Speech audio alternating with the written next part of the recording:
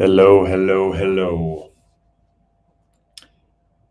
Welcome to Soul's Enterprise, your beloved source of information and inspiration on your paths of healing, attainment, and liberation.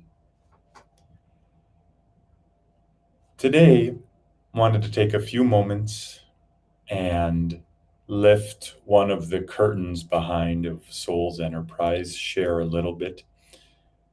We love being transparent and letting you know about some of the trainings and forces and modalities behind what we're doing here and what's going on. So I wanted to share today a little bit and talk about men's work. But before talking about men's work, wanted to do a brief reminder of our stance on gender and gender insanity, as we sometimes call it, or at least our firm belief and reality about transcending gender, going beyond gender. So when we say men's transcendation or women's transcendation, we're talking in shorthand. I personally, the majority of the time, don't identify as a man. I identify as a spiritual being. That being said, I recognize anatomically what's going on here and respect that. I just want to be very clear that we at Soul's Enterprise are very much about the transcendental, going beyond gender, going beyond identities. We support fluidity, LGBTQ, all of that. All welcome, all grist for the mill of our spiritual evolution. Any questions on that? Please bring them up. That being said, I want to talk about this wonderful modality of men's work, which is a broad topic, so we're not going to get too deep today. Just want to bring in and invite in some concepts, helpers that have helped me and many others along the path. And again, these are not gender specific. Some of these words I'm going to mention momentarily are classically masculine versus feminine. I just can't stress enough how much we love going beyond these archetypes and definitions. So really, really important that these are just tools. We don't want to get stuck and identify them. So on the personal note, I was a little bit of a latecomer. I didn't hear really much about men's work until 2014, and I didn't dive in until 2017. But since 2017, I've dove in deeply, been continuously in different forms of men's work very deeply, and it's had a profound effect. A lot of people are saying that America in the earlier part of the 21st century had a president for 4 years who very much demonstrated toxic masculinity when the shadow is in charge, domination, ego, conquer, colonialism, the gross patriarchy. This is masculine gone wild, gone sick into the shadows. With men's work, we want to have embodied, healthy, mature masculinity. So y'all can join me for a few moments if you'd like in some of the positive traits possible with healthy, mature masculinity. Things like structure, authenticity, logic used correctly, integrity, leadership, reliability, camaraderie, honesty, courage.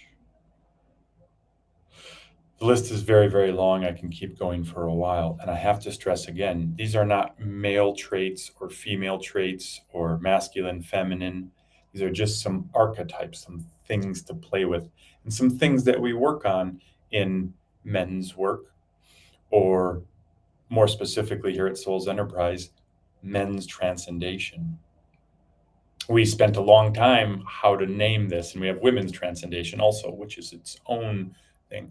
So I just wanted to voice that there is something interesting. If you've never experienced men's work or women's work, there's an amazing alchemy that happens just naturally when there's this brotherhood that comes together, and or sisterhood. But today we're talking about men's work.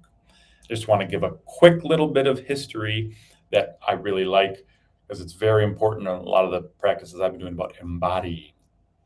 And one little nugget a mentor taught me was really neat, in that the archetype of the toxic masculine was really alive in America in the 50s, right? We say all balls and no heart, which means, pinching the secretaries and slapping butts and running around very hoity-toity and full of ego and very dominant in misattuned way, right? That's kind of a big vibe, certainly not in touch with emotions, right? I was like up through the 50s. And then in the 60s, God bless them, we had the hippie movement and all of the feelings, and that's great and nothing wrong with it.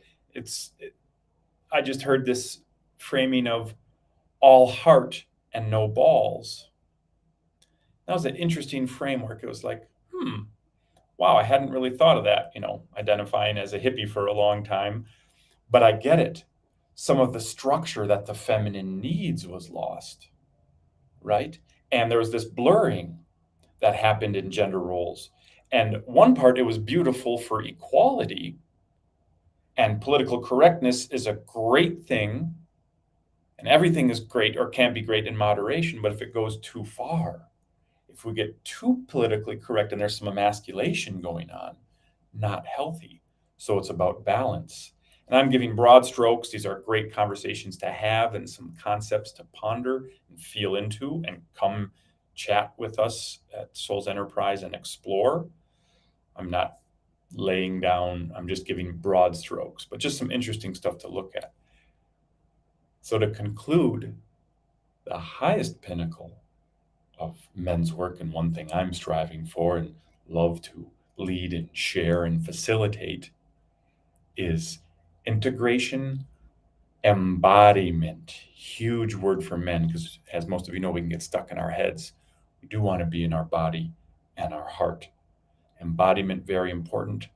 The last word, alignment. Have all of it. So we are in our bodies and our strength and our heart and our head in a useful way. So we're connected up to our soul and the divine. Right? This is one way to look at the chakras, if you'd like. So if any of this resonates with you, or you'd like to explore or discuss, please, you're always welcome. Type comments, come and chat with us, and check the calendars for men's transcendation and women's transcendation when we really dive into all of this. Thank you so much for joining. Much, much, much, much love.